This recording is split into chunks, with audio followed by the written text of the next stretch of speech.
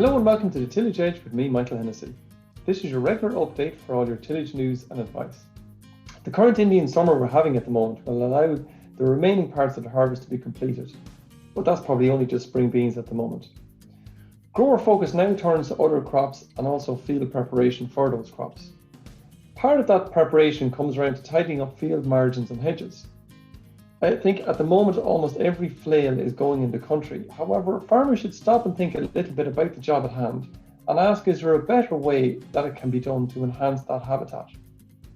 The harvest for birds and other wildlife which uses the hedges and margins are only beginning, with blackberries and other fruits and nuts just ripening, and they will provide the source of food for those species later in the season.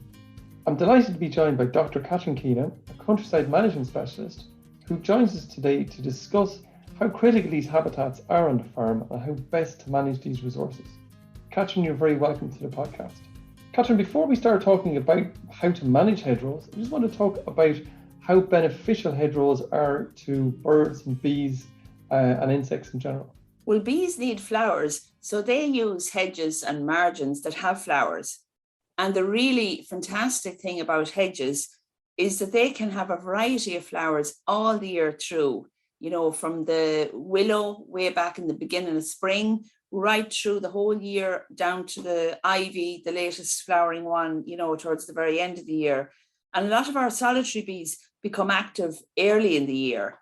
An example of this would be with the name Andrella clarkella, and it's a solitary mining bee, and it relies on willow, which is one of the first flowering. So it's, you know, that's particularly if a relationship that if we don't have the willow, we won't have that particular little bee. And then we're followed on. The willow is the really early one, the willow and the catkins on it. Then we go on to the blackthorn in kind of the end of March after St. Patrick's Day, on to the whitethorn in May. The bramble is loved by some of our common bumblebees. The white-tail and the buff-tail bumblebee, you'll often see them on bramble. And when the bramble stem dies, some of the solitary bees actually nest in the hollow cavity. And so I said bees need flowers, they also need nest sites, so they nest in the bramble stem, some of them. Some of the solitary bees nest in south-facing banks, bumblebees nest at the base of hedges. So look, hedges are super for bees if they're managed right. So just go back to the bees, and am I right in saying, obviously people can recognize the normal bee they might see out there, but there is a lot of varieties of bees out there, isn't there, in Ireland? Yeah, I mean, we're very conscious of the honeybee. People would think of that one, but from a biodiversity point of view, what we're really interested in is the solitary bees and the bumblebees. So we've about 80 solitary bees and about 20 bumblebees. And that's, you know, they've been here for the 10,000 years and a third in danger of extinction. And primarily it's a loss of habitat, a loss of flowers. Okay. And bees, obviously we're talking a good bit about those, and they're often mentioned an awful lot. Are they, if you like, a de facto indicator species, or are there other equally important insects? The word you said there is so true. Indicator is a good thing. It's a bit like birds. Birds and bees are indicators because people recognize them. They probably see, especially with bees, they're known for the pollination. So because of their recognition factor, they're you know, and maybe their pollination factor, they're recognized and they're used as an indicator. But from a biodiversity point of view, Michael, the little kind of inconspicuous millipede and centipede and every other invertebrate that has been here for the last 10,000 years, from a biodiversity point of view, is just as important if it disappears.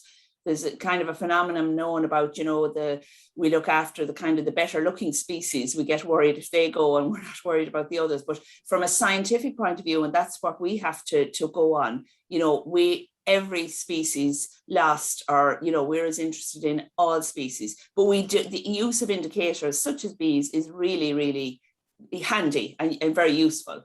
And is there a relationship, not necessarily linear, but is there some relationship between the demise of bees, if you don't see a whole lot of bees in your farm or in your hedges, that you mightn't have a lot of the other important Absolutely, that's exactly it.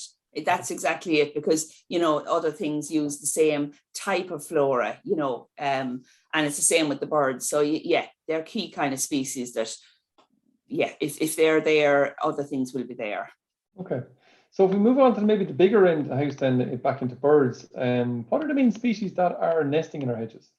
Wow, would you be surprised if I told you there's 55 species of birds that use hedges?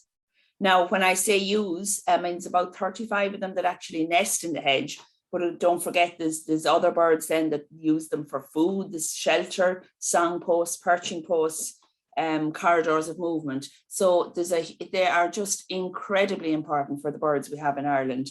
So just going back to the nesting one, there's so many species, but just a few examples of the commoner ones. The dunnock or the hedge sparrow is tucked in there behind thorns. The wren nests deep down in a ball in a hedge. The robin, again, its nests there, and it's also looking out for the insects that it knows is going to be there for the chicks, and it uses the berries later on. The blackbirds and the thrushes nest there, and they're then also particularly fond of the blackbird, of the worms, and the thrush for the snails. And of course, they are found at the base of a hedgerow. You know, even if the ground is frozen, the base of a hedgerow, there'll always be some food there. So the birds, you know, that nest in them will also use them from the others. But there is, you know, and then there's, even when we think of food, we automatically think of berries. But and if there is, where there are flowers earlier on that we talked about for the bees, there'll be food later on. You know, you'll have the haws and the sloes and the rose hips. The robins love elderberries. The blackcaps in the wintertime, they rely on the ivy berries, which only come kind of ripe way late into December, January. And then again, apart from the berry food, the insects, because you have butterflies that lay their eggs on the underside of leaves, and then the caterpillars hatch out and they become food for the blue tits and all the tits, the great tits and the cold tits. So, you know, it's a whole cycle there. Then even when we're thinking of food, we have the sparrowhawks that feed along hedges on the small birds. It's kind of the cycle of life. The owls go along hedges to feed on the mice and shrews, which again will be in at the hedgerow rather than in the middle of the field. Kestrels hover alongside to find the mice, and the buzzards, they'll use hedges as a vantage point to kind of nip out and find the rabbits that are come near. So, you know, it's a whole other world. Then we have the trees even above the body of the hedge. There are birds which nest, they all have their own little niche. You know, you'll have messel thrushes nesting in those trees above the hedge, and the finches, chaffinch, goldfinch, greenfinch, they're again in the trees above the body of the hedge rather than the body. So, you know, as I said, there's 55 species use them, but all in their own little niche so that they can all live together and all use them in different ways. And Catherine, coming back to the tillage side of it, you often hear about the skylarks and the yellowhammer who are perhaps a bit more associated with tillage. Do they depend on the hedgerows around the tillage field, or are there different birds kind of involved in that? The yellowhammer does, and it's one of our rare species. So it nests at the base of hedges, kind of sometimes the furze hedges. So it's very much in tillage and in the hedges. The skylark is not so much a hedgerow bird. So again, you'll have different birds, using different habitats. But you know, I don't think it's appreciated when you look at a hedge what the life that's going on in it. Yeah. So from the 1st of September, unfortunately, they were all sent a little note to tell them all to get out of the hedges because we're coming along with flails to destroy their house and their home and to make it neat and tidy for them for next year. But I suppose, given the Indian summer that we're having this year, is there still a potential there's active nests in there that we should be conscious of and maybe not moving into so fast? I'm not an expert in that now. I would assume that it was a reasonable year and that they will have nested. Sometimes they nest late if they've failed earlier on. So I would hope not, Michael, you know, and I don't think we can, you know, obviously unless you see a nest. So no, in general, once the 1st of September comes, we accept that, you know, that we're into autumn now and that's the nesting time is over. It's over, okay. So tillage farmers then can crack on with the job and get out and make every hedge around the countryside neat and tidy as they would see it. but it's supposed to be I think thinking. you're picking your words neat and tidy, because I- they're the ones I don't want to hear. So you don't like the words neat and tidy. Tell us why you I don't don't like the like the words neat words and neat tidy. and tidy. And farmers think, contractors think they're doing what farmers want, and farmers think they're doing what the general public want. And to be fair, I'd say up to now, the general public, and certainly of a certain generation, would have thought that neat and tidy equal good farming. And I think it's only as we educate ourselves to that neat and tidy and biodiversity don't hardly ever go together. So the scruffier the better. Is that kind of what you're saying? So Well, now there is some people would argue against any management, and I certainly don't agree with that. We do need hedgerows are a man-made; they're not a natural habitat. The hedgerows are basically lines of whitethorn or blackthorn shrubs, which are brilliant when they're trimmed, but their ultimate aim in life is to grow into a line of whitethorn trees. So if we want them to stay as a hedge, and the thorn trees are ideally suited to that the more they're cut, the denser they'll grow. So cutting, we do need management. So I suppose that's where I'm coming back to. It's the type of management then. If we don't cut that apical dominance, the tree, that shrub wants to grow into being a tree. And the disadvantage, the advantage of that is that it will have more flowers and berries. But the disadvantage is it will become a single stem, gappy and thin at the base. So we want a bit of everything in the hedge. We want some of those kind of trees in every hedge, a single tree with that big, canopy. But for most of the hedge, to make it useful at the base for wildlife as well as for everything else, we do need to manage it. So paint me a picture then of what the ideal hedgerow looks like in terms of height and width, and maybe the amount of trees, whether they're flowering or not, are contained within that hedge over maybe say 100 meters. Yeah, well, I suppose to answer your first question, the bulkier, the better. So the bigger and wider. So then where do we stop? The height will be determined by what the hedge cutter can reach up to. So unless you're letting, again, I suppose I should start with the two types of hedges. There's the whole line of escaped hedges where you're not cutting the top, where it was never cut. That's perfectly fine, but they're probably not the ones we have in our mind when we're thinking of hedge cutting. So the line of escaped hedges, untopped hedges, line of trees, they're just left and side trimmed. So they're fine. The topped hedges, which I think is what you're talking about mainly, as I said, the bigger and bulkier, the better, but it is important to cut that the top, to stop it turning into a line of trees. So whatever the hedge cutter, maybe up to whatever 15 foot, it'll depend on the reach of the hedge cutter, but at least 1.5 meters above ground level or above the bank.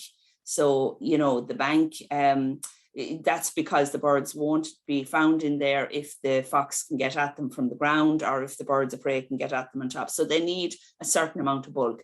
I don't go on about width that much, because in general, our hedges in Ireland are wide. They're not those skinny little hedges you'd see other places. In general, the width is not a problem. The height is a problem. Okay. So if on some of the hedges that maybe are, I know you talked a little bit there about hedges that are matured, if you like, into trees, but say a farmer had a hedge that hadn't been flailed maybe over the years, and maybe for 2 or 3 years, is it possible to bring that back, or should you be bringing it back? Well, 2 or 3 years now isn't that long. I mean, that's kind of the cycle that's even recommended for to allow some fruiting and flowering. So the main thing is, if you are cutting, certainly anything over 3-year-old, it should only be cut with a circular saw. And they're not that common out there. The normal, because of insurance costs, and they're a different machine. But if you're doing a serious cutting back, and that's perfectly fine if you have a good, if you know what you're doing it for. But the only thing then is to use a circular saw to get a clean cut, rather than to mangle it with a flail. So 2 or 3, then I suppose the other thing is, if every year it grows maybe 18 inches, 2 feet high, but where you should always be cutting is kind of an inch or 2 above the previous cut. So if you're bringing back the hedge, unless, as I said, you're going to do a reshaping job, which can be done if necessary with the circular saw. But that's not the routine maintenance I think you're talking about. We're talking about just cutting every year, every 2 years, maybe every 3 years, back down to a little bit above the previous cut. And in circumstances where farmers are, I suppose, conscious maybe of not catching machinery on boughs and that, and they're only breasting or doing the side, flailing, if you like, the side of the hedge. Yeah. Is a farmer kind of getting the best of all worlds there in terms of keeping the hedge under control, but allowing maybe the top of it to flower and maybe be a bit more beneficial to wildlife? I think you're kind of moving into the escaped hedge there, and that's absolutely fine. But it does get a bit thin at the base because it's turning into a single stem. What I would love on every farm is to have some hedges that are topped and some that are left to escape fully. Okay. But the topped ones, as I said, do need to keep the top cut, or otherwise they will lose the base. It's hard to get the best of both worlds, but you can, because in the topped hedges, then you mentioned it there earlier, it's really important that a number of thorn, just stems that are already in the hedge, are let grow up and, you know, flower, and they're not very tall. They're tall enough, but it's not like having a big tree. There should be no reason why there shouldn't be a flowering thorn tree in the side of every hedge, or one or two maybe in every hedge. Okay. And for farmers who were maybe a little overzealous in the last number of years, 10 or 12 years, and of a hedge that is probably on the brink of death, to a degree, there's probably maybe more grass in it than maybe woody species. What would you suggest to a farmer like that to try and bring that hedge back to life? Well, if we're really down to kind of no woody species, I suppose you're talking about the value of it as a hedge bank, unless you're planting a tree or planting a hedge on it. But now, I mean, although I talk a lot about ideal hedges, any kind of a hedge is good, and the vegetation in a hedge, provided it has never been sprayed or, you know, fertilizer hasn't got on the bank, which it was unlikely, the vegetation in there, again, is very likely to be really, really ancient vegetation that has been there for, you know, carried on. So it's going to be very different than what's in the middle of the field again. So, you know, less it can be more for, you know, old broken down hedges. Just leave them. They're a reservoir for huge amounts of species, as much as the good hedges, if you know what I mean. Okay. But yeah, so just to let things grow, give them a chance to grow up. And, you know, I suppose before you start cutting and managing, you really need to know why you're managing it. What are you aiming for? Are you trying to keep it, you know, as a dense space, and then, or would you just leave it grow, escape, and side trim it to keep them from coming into the field?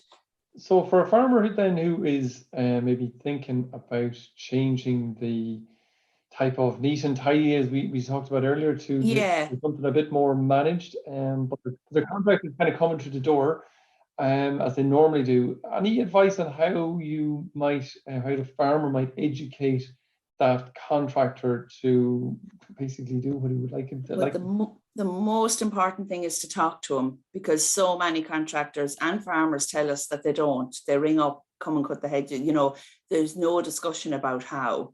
So, you know, I think contractors are some contractors, a lot of contractors are conscious of what I'm talking about, but they're also conscious of what does the farmer want, and they tend to do what they did before unless they're told otherwise.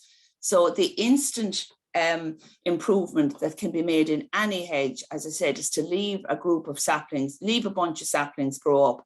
And in a few years' time, even 3 or 4 years' time, you'll find that there'll be flowers on those, and then that'll progress on into a tree. So that's very, very, and even those saplings a metre or so above the body of the hedge are valuable as signposts. You know, anything other than the straight, short back and sides and the level from one end of the hedge to a side to another. So immediately let that grow up. And then, as I said, increase the height gradually. It's not a case of getting it from, you know, sometimes you'll have a foot or two of a fringe on top of a bank. So it's not a case of letting it up straight away, little and often. So up and then cut it back, as I said, a few inches to above the previous cut each year. So you'd be gradually letting the height rise. Okay. I was going to ask you a final question, but I think you've answered it already in terms of there's one improvement that you could any tillage farmer could do to improve the habitats, and it sounds like just leaving some of the saplings grow up seems like and they can be thinned out at a later stage, I suppose. It's just they don't have to be, but one strong whitethorn tree may be better than a group, but even a group is good, a group, whichever. Catherine, that's brilliant. Thank you very much for your time. It's great to get that view and insight into how farmers might manage it better, because I think for sure there's farmers out there who are way more conscious of this area, and hopefully we'll see lots of improvements over the next number of years.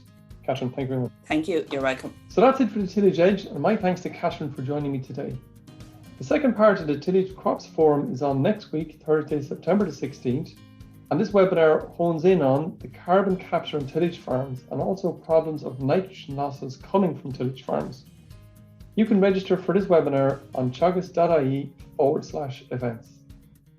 So finally, don't forget, if you like the podcast, then recommend it to a friend or colleague. And as always, review and subscribe on Apple Podcast or Spotify so you never miss an episode. And for more information, go to teagasc.ie. I'm Michael Hennessy. Thanks for listening, and I'll be back next week with more tillage news and advice.